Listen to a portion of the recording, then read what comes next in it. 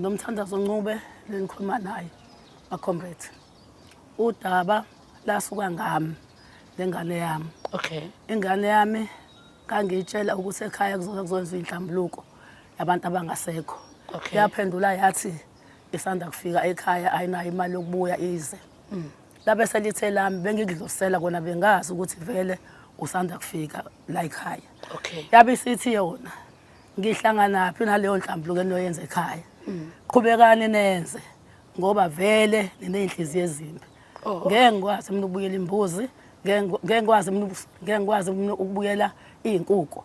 Ngingabuyela imbuzi noma inkomo noma ukufa komuntu. Mawami siyabona la einkundleni zokuxhumana kunodaba noma kunama-post apostwayo angekho mahle ngawe noma akhuluma izinto ezibhlungu ngawe and wasuthi cha Stheteleko ngicela unginikeze ithuba lokuthi ngihlale phansi noma ngizochaza uhlangothi lwami ngoba lokho kwenzakalayo kuyasilimaza noma kuyakulimaza. Ake usithathe usibeke ukuthi kwenzakaleni noma isuka kuphi lento esize sigcine sesiyibona einkundleni zokuxhumana nje. Ngiyabingelela umphakathi wonke umhlaba wonke amazwe. Phinde ngizobingelela iJato Place ama-comrades nasephantazi. Ngiyabingelela. Unomthandazo Ncube lenikhuluma naye comrade. Udaba lasuka ngami lengane yami. Okay. Ingane yami ngangitshela ukuthi ekhaya kuzokwenziwa inhlambuluko yabantu abangasekho. Okay. Yaphendula yathi isanda kufika ekhaya ayinayo imali yokubuya ize. Labe selithe lami bengidlulisela kona bengazi ukuthi vele usanda kufika la ekhaya. Okay. Yabe sithi yona ngihlangana phi naleyo nhlambuluko enoyenza ekhaya. Qhubekani nenze ngoba vele ninenhliziyo ezimbi. Ngeke ngikwazi mina ukubuyela imbuzi, ngeke ngikwazi mina ukubuyela izinkukhu.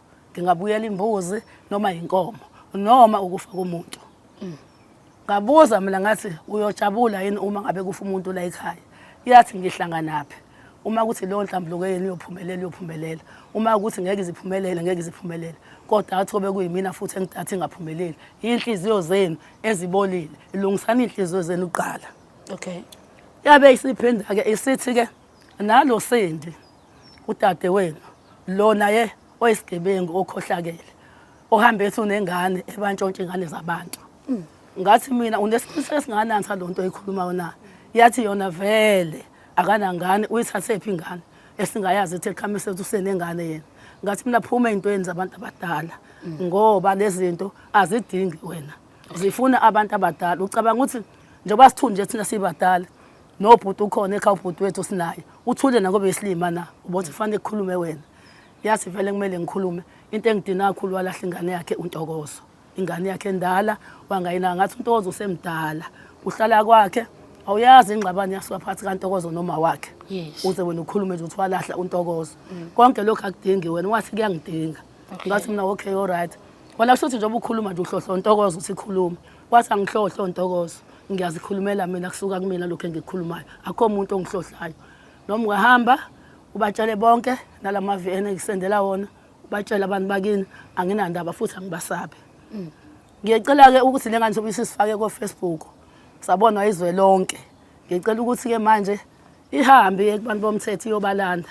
Babuye ke beze bisiyakhomba lapho engibulala khona ingane, lapho engiyifahla khona sinodade wethu. Ngoba nomphakathi wasemzini yathi uyangaza ngaze ngibulale ingane, akaze futhi kulahleke ingane. Akhe yaqala ingihlukumeza, ingihlupha, ibaleka, ngingazathi ihlalapha. Ize yabuya ngo2021 kwakuzowenza umsebenzi kama ikade yahamba. Okay. Ekukhuleni kwayo ibi umuntu onjani mhlawumbe uyikhulise wena ungakanani kumanje? Kumanje una 22. Kumanje una 22.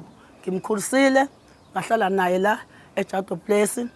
Wahamba esikoleni wafunda, samhlula isikole aphumela uthi esikoleni kanti uhamba namabhasi uya ko Point. Uyobhema khona babuye abantu bangitshela nami ngithi mangifika ngiphume eJatini emsebenzini ngifike ehleni nabafana babhema. Uthemva kalokho wabaleka ke khona umfana ahamba naye wakhonje iStenga kwabo nomphela kuthi uhlala eStenga.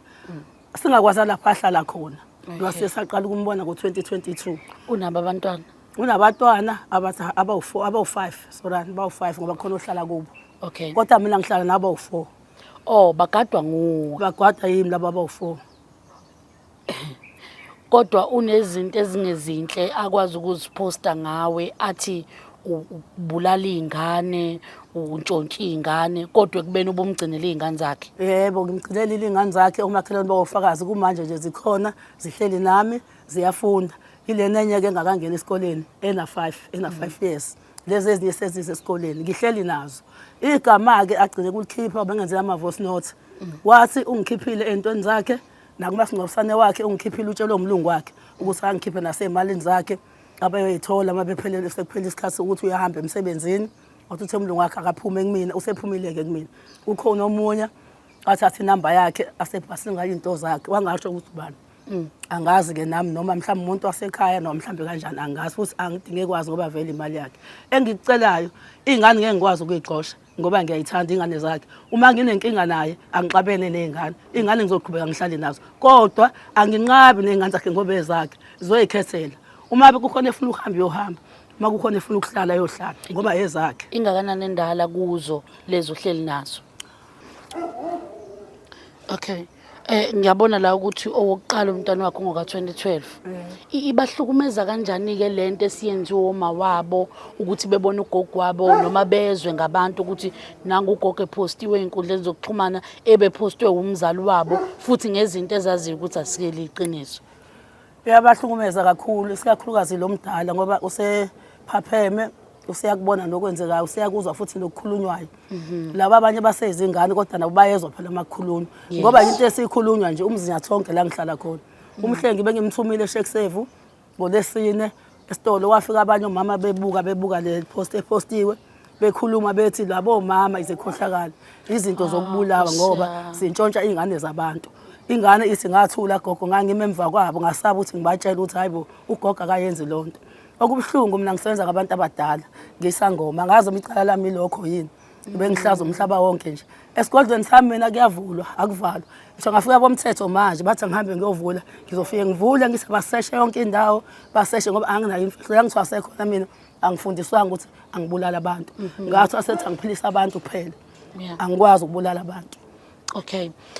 Njengoba sekwenzeka kukhona konke-ke lokho kokuthi akuphoste ey'nkundleni zokuxhumana, wena-ke njengomzali okuwuye oqondene nakho noma ukulimaza kanjani empilweni, ngoba ngizwile mayesho nodadweni ukuthi unanenkinga ye-asthma, so kade sikuvukile ngenxa yayo yonke lento noma yalesi stress ohlangabezana naso? Ukulimaza kakhulu empilweni ngoba ngine-asthma futhi nginesifo senhliziyo.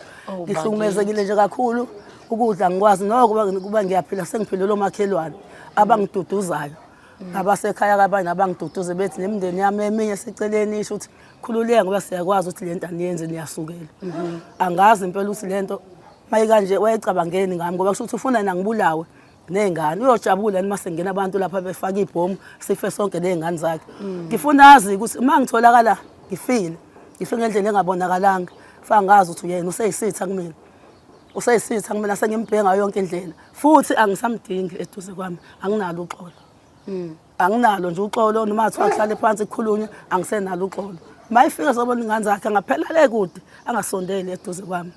Bathini odade wena abanye noma izihlobo ey'khona emndenini uma ziqala zibona into efana nalena ebhalwa ngegama lakho ku-social media futhi ekuhlukumezayo? Odade wethu abanye bazolana nami, kodwa omunye uthe kwakungafanele ukuthi ngimtshele lokuthi ingane yakhe izoshawa. Laphendula wathi kunjenje dadewethu kungenxa yakho, kwakungafanele umtshele ukuthi ingane yakhe izoshawa. Ngathi mina kwakungelula ukuthi ngimtshele, kodwa ungamtsheli, kodwa futhi uma ubona wena ukuthi ngaba wrong ngiyaxolisa, ngaphela lapho. Oh, okay. Kwakunesigameko la ingane kwakumele ishawe khona noma yayonile khona? Yayingonile ingane, wayithe phela lo wami uma ngabe efika lo dadewethu ekhona emfica lapha emzinyathi uyishaya ingane yakhe ngoba akayifuni. Oh, okay. So wena wasuxoxela udadewenu ukuthi nangu lona ebika udaba oluthi uze ethi akayifuni ingane kadadewenu ngaliphi? Yebo, ngaciwe lokho ukuthi akayifuni ngaliphi ngoba lengane incane ngiyabo ukuthi ngathi mayifika nathi uzofike ashaya ingane. Ake ngilinganisa ngokuthi mayifika lapha efike eshaya ingane, ulela agcela kithi avela ishaya ingane bese nishona. Angithi mina bengiyongena ezinkingeni. Ngangeke ngize ngikwazi ukukuthula lokho. Ngoba udadewethu lo wakwethu shuthi ngeyilanga athi makuthiwa umuntu wakithi uzodutshula noma uzobulawa ngithule, kwangihlula ukuthi ngithule. Iy'mpendulo sizibonile azikho zinhle, abantu bathatha uhlangothi benganinikezanga ithuba lokwazi kangcono noma lokuzwa udaba lwenu. Nina njengabantu ababekiwe entweni ethile noma abaney'nsolo abasolelwa kuzona ezingekho zinhle. Ngibonile akwehli kahle kithi singaqondene nodaba, akwehli kahle ngoba besingakaluzwa nohlangothi lwenu ukuthi kwenzakaleni kuze kugcine kufinyelela la kufinyelele khona. Akukho yini njengoba kade sepostile mhlawumbe ukuzehlisa akwenzile kuwe njengomzali ukuthi mama nakho kade ngiphambukile, ngicela ukuthi ungixolele noma ngicela uxolo, ngiposte kambi noma wayikhipha leyo nto ey'nkundleni zokuxhumana noma kugcine nje kuphela kanje? Hhayi, alukho uxolo, akaze azaxolise.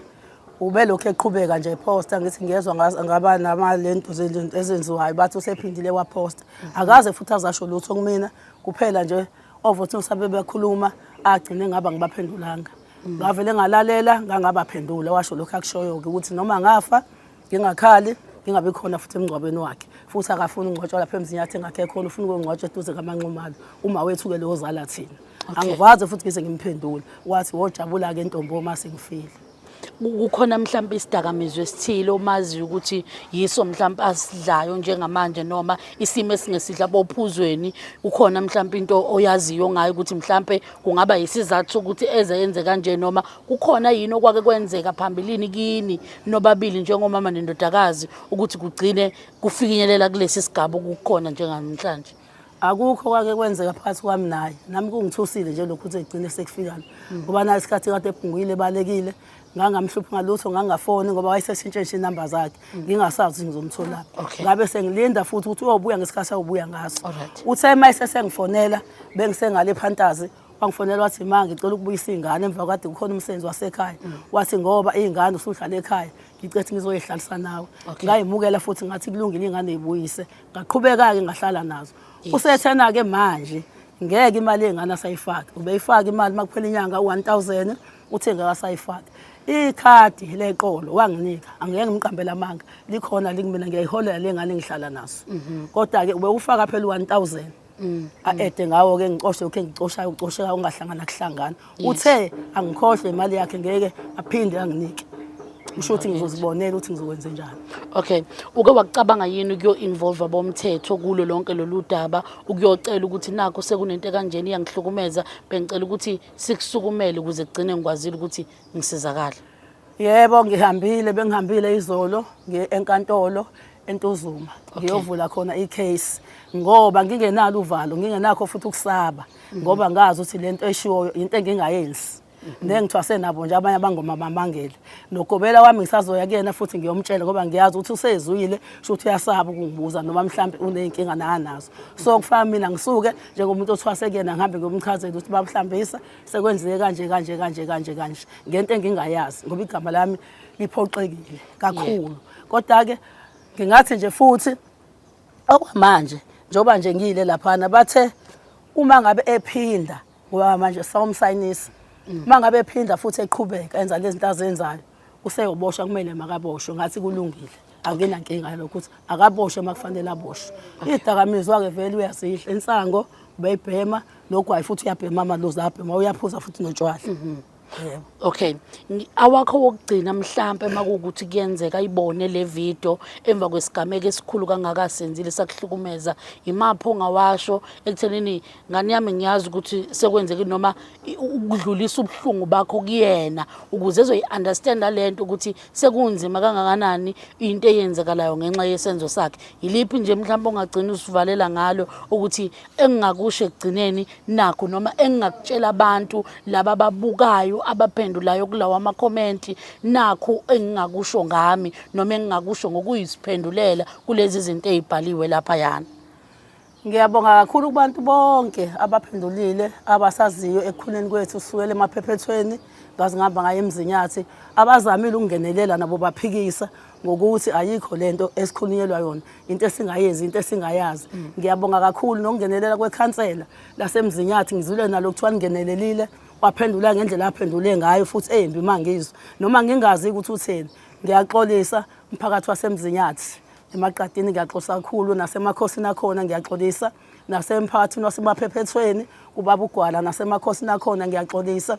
Engikushoyo-ke manje ngithi mntanami lokho okwenzile kube buhlungu kumina ungibukanise nezwe sinomamncane wakho usibize ngezigebengu ukuthi sibulale ingane zabantu kube buhlungu njengoba nje ngila njengoba sengithathela amagxathu engiwathatha bengeyona intando yami kodwa sekuyangiphoqa ngoba igama lethu lihlambazekile emphakathini sengisaba nje ukugibela emathekisini ngisaba nje ukuhamba emgwaqweni mangimele abantu bengibuka ngibheka phansi ngoba ngisaba ukuthi ngizobanjwa ngishawe noma ngihambe ngiyoboshwa ngiboshwe into engayazi sengileke kwabomthetho bathe angiqhubeke nomsebenzi ngiphinde futhi ngibonge kubona laba sebefikile engikhuluma nje kumanje ngikhuluma la nginabo la abazosilekelela enkingeni engibhekene nayo ngiyabonga kakhulu enikwenzile engathi ningakwenza nakwabanye ningasibukeleli bantwana baNkulunkulu basiyabulawa thithi siza ngoba sibula into esingayazi ngiyabonga sithemba ukuthi mama nanoma ngabe ubani obekade ephendulile ngendlela aphendule ngayo engekho yinhle noma ezofika idala isilonda enhlizweni yakho njengoba engalwazi udaba uzophenduleka manje emva kokuba sesikunikeza ithuba lokuzikhulumela ukubeka konke okusohlangothini lwakho noma okuyikho okwaziyo nokukulimazile nokwenzekile ngoba besingeke size sikwazi ukube asikunikezanga ithuba lokuzwa ukuthi kwenzakaleni kodwa siyathemba ukuthi kubona bonke abakwazile ukuthi belibone udaba sebezokwazi namhlanje ukuthola olunye uhlangothi becabange ngenye indlela noma belibuke ngenye indlela udaba lwakho siyathemba ukuthi futhi kuzohamba kuphole lesi simo nalokhu kwesaba ukuthi awazi ukuthi bawokwenza ini obani nini ngenxa lezinto ezisenkundleni zokuxhumana siyathemba ukuthi imoya yabo izothoba ugcina ukwazile nawo ukuphila impilo efana nayo wonke umuntu enokuthula ungasabiseki ngento ongenayo ulwazi layo siyabonga ngiyabonga Odabeni lwanamhlanje sithola uhlangothi lukamama kandodakazi noma umama kantombazana okuyo umpostile enkundleni zokuxhumana nguye lo kade sikhuluma naye sesiyadlula ke manje sesizonikeza umamncane naye simbonile ukuthi ukhona noma igama lakhe liyavela kuyo yonke into noma kuyo yonke inkulumo ibikade ipostiwe ingane njengoba kade iposta izinto ezingezinhle ngabazali so senjengamanje ke sesizothatha ithuba lokuzwa kumamncane ukuthi yena uthinteka kanjani kulolu daba thiwa wenzeni naye ukuze akwazi ukuyikhulumela ezogeza igama lakhe asimumukeleke siza ukuthi yini yena lena okuthiwa uyenzile odabeni olutrendayo njengamanje einkundleni zokuxhumana asikubingeleleke mamncane siphinde sikwamukele sizama ukuzwa la noma ukuthola kade sikhuluma nodadewenu ekubika udaba lwengane yakhe elwenzile ku social media nathi sizibonele alukho luhle sifisa ukwazi ukuthi wena njengomuntu nawe ogcinele sekubonakala isithombe sakhe einkundleni zokuxhumana uthinteka kanjani kulolu daba noma ukufaka kanjani umntwana kulolu daba yebo sanibona umphakathi wonke umhlaba wonke jikelele naseJado Place lapho engihlala khona kusho ukuthi mina udadewethu ngithinteka ukuthi wathi uMpume uzoshaya ingane yami efica egcekeni kubo otherwise mawuthi ayinakayishayanga uphuma enathatha imthwalo ahambe uhamba edumisa ukuthi mina lengantshontsha ingane yabantu ngintshontsha izingane zabantu ngiyazinquma ngenza yonke into abantu abahambe bayobheka endlini yami bazofica ima-ID yabantu inqwaba engiwantshontshile bazofica ingane zabantu egcwele endlini yami engizintshontsile mina liyangane ekhona laphana endlini eyami ngayizala eyami okay so manje methi uzoyishaya ingane yami angibotha udadewethu ngaze angamzondele lokho ukuthi wadlulisela kumina ngwana wengeke udadewethu azathule mabe ngithi ingane yakhe elokho ngizoshawa engengangidluliseli mina so manje mina ngifela lokho ke nje ngiphume nje behambe ngisusa kuma social media liyangane lapha endlini sebefikile abantu ke impumile nje ubuhamba ungisosha kuma social media lonke umhlaba lo bafikile abantu ke bazosheka endlini yami ingane lapha endlini ukuthi nginengane kadadewethu washonayo engahlala nayo ino 1 year ngakhipha into zayo ngayibayibona baphinde futhi bazongenela kweyami ingane bakhipha into zayo bayibona ukuthi lengane ngihlezi lapha endlini semthethweni kanti yipi ngane kuthiwa ngintshontsile na wena ke Mpumi usokhe ushotshena umthetho ukuthi yipi ingane ngintshontsile uze nomthetho azongibopha amaphoyisa leJado Place eSpringfield angiphathekanga Mpumi kahle ukuthi wena mawunenkinga nathi siumndeni usithatha usifaka kuma social media usiqambela amanga ngeinto engekho ngesingimakho into angazenzi nami into engazenzi usabalala isizwe lonke umhlaba wonke jikelele ngento waziyo Mpumi ukuthi leyo nto asiyenzi kwakufuna ulihlale phansi siumndeni mawubothi siyaxabuxakeka kuthina ngcono uhambe ekhaya ngisho umfowethu yamazi babadelani nginenkinga la uma Ntokozo nala asibonisani kahle sinoma Ntokozo ukuthi sifake kuma social media futhi ngicela Mpumi into engifuna uyazi uNtokozo ingane yami uNtokozo bengiyazi ngiposte kanje ngifaka kuma social media uNtokozo sinayo ingxabano naye mfethu umntanami kodwa lonto ibingafuni wena ibifuna mina nomndeni uyazi mfethu uNtokozo azizwani naye kodwa azizwani lokho ukuthi mhlambe yinkinga ezithenza sekhaya yinkinga zokuthi khona into uNtokozo ayitholayo into esafuna ukulungisa nje leyo umndeni ilungiswe mina myself ngoba uNtokozo sathi wathaka umntanami ukuthi singazwani kwabe khona umuntu osithelele imithi kanjalo kodwa lokho ngeke ngichaze kakhulu njo manje wena masungelela indaba kaNtokozo ukuthi uNtokozo wena uthi ungizondela ukuthi ingane yakho inganama ngiyithanda lokho kufuna mina nengane yami wena kukho ubugaqeka khona akukho ubugaqeka khona ubusuzwa ngifaka kuma social media uthi nje whatever awuhlangani awuhlangani kukhona yini ukuxhumana okuphakathi kwaNtokozo noMpume mhlawumbe ukukhuluma abanako bona ohlangothini ukuze sizame ukuthola ukuthi ingabe akukho yini okuyinkulumo abayihlanganisayo bona bobabili egcine mhlawumbe isik attack nawe uNtokozo bazana khona naye Mpume bayizwana ngoba kangangokuba uNtokozo zonke into ezenzekayo akaze nje angene kumina athi maha ngibona ugcwele kuma social media kwezenjani ngize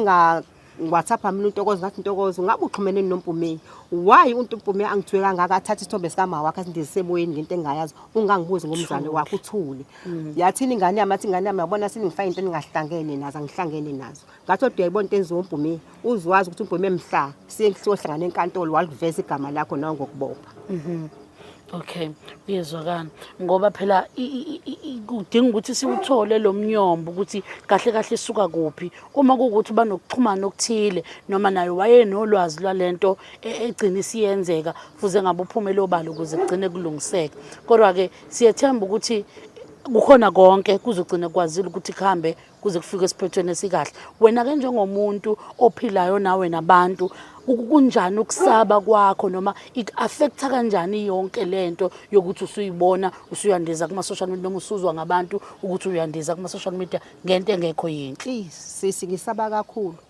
plus ngihlala endaweni ebhedayo endaweni yomjondolo njengoba nje ngihlala endaweni yomjondolo abanye bazokukholwa lokho mhlambe nomuntu ebekuzonda usezomana ancocele lapho asebenzise kona lokuthi kambe wena vese kwathiwa even noma kulahleka ingane manje sesinginokusaba makulahla ingane ziyalahleka vese eduku makulahleka ingane noma ithola seyinqonjo zokubhekwa mina ilonto engisaba kakhulu mina ngiyabona nginesifo ngidla amaphilisi eBP zonke lezi insuku nje ngizwe lento ngiyagula emoyeni ngiyagula kakhulu emoyeni ngize ngayisibhedlela eclinic kuyohlisa iBP yami bese iphezulu ngalento esehliswe lengane angazi kwenzekani ngale ngane mina angazi ngempela kukhona yini ukuxabana nake nabanakho wena njengomamncane wengane phambilini ngaphambi kokuba kufike kulento yokuthi agcine sekuposta asikazi sixabanisisa asikazi sixabana phela nje ngathi sengifeni ingane yami ngam WhatsApp ngiba ngazi umngane woMpume yakhe into esingayixoxi nayo uMpume umbali ingane bengikhoze kakhulu empilweni nami lezo ngazi ukuthi nje konke kwami ngitshena zona ngathi Mpume nginengane intombazane wathi uyithathaphi wathi uyithathaphi ngathi mina hayi boMpume usuzokwazi ukuthi ngithathaphi ngiyakutshela ukuthi nginengane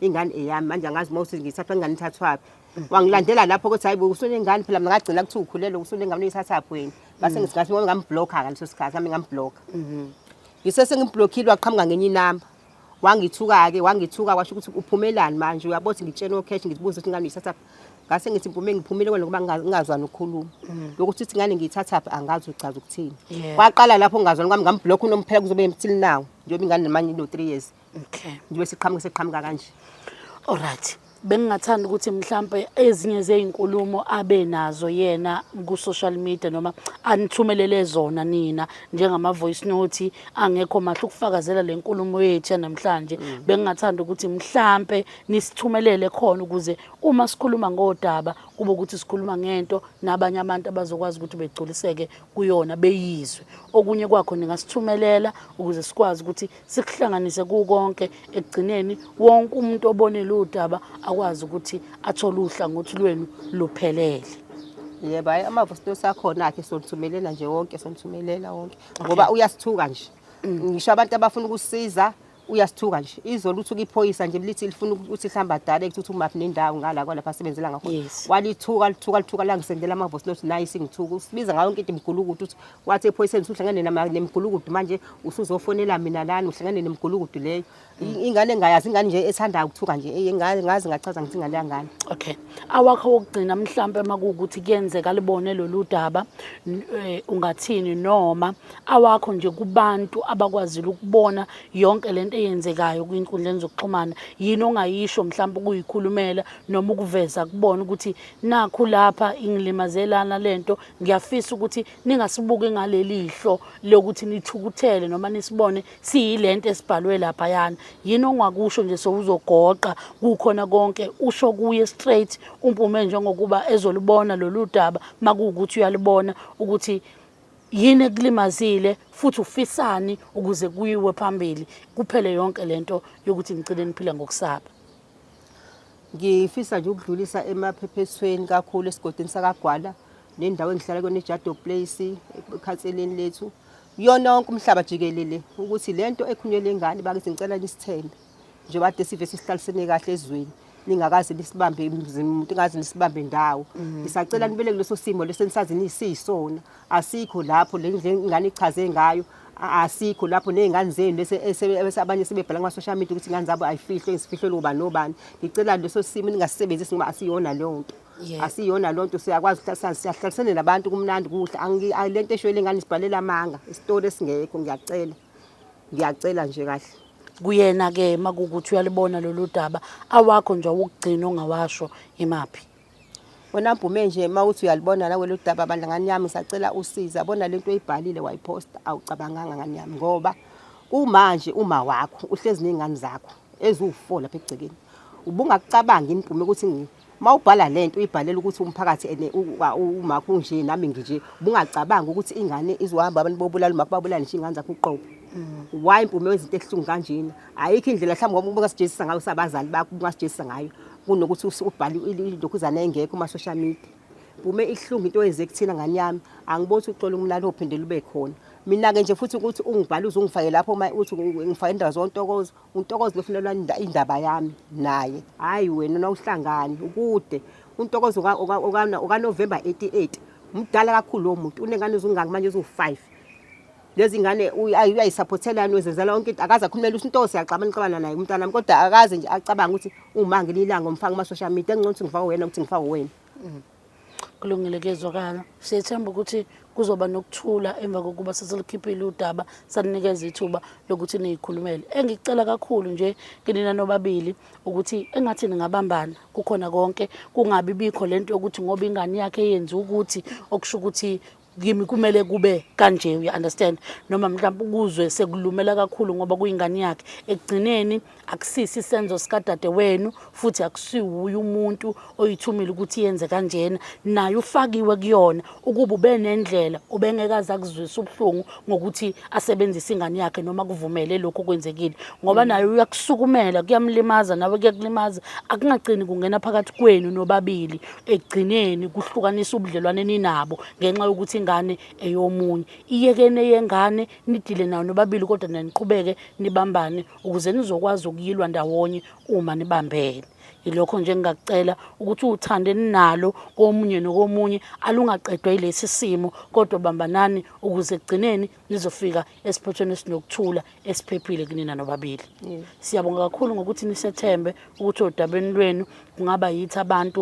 abangakwazi ukuba yizwi lenu noma ukudlulisa ubhlungu benu kuwo wonke umuntu sinifisela okuhle kodwa siyethemba futhi nokuthi umlilo uzobhuleka ukusuka manje siye phambili siyabonga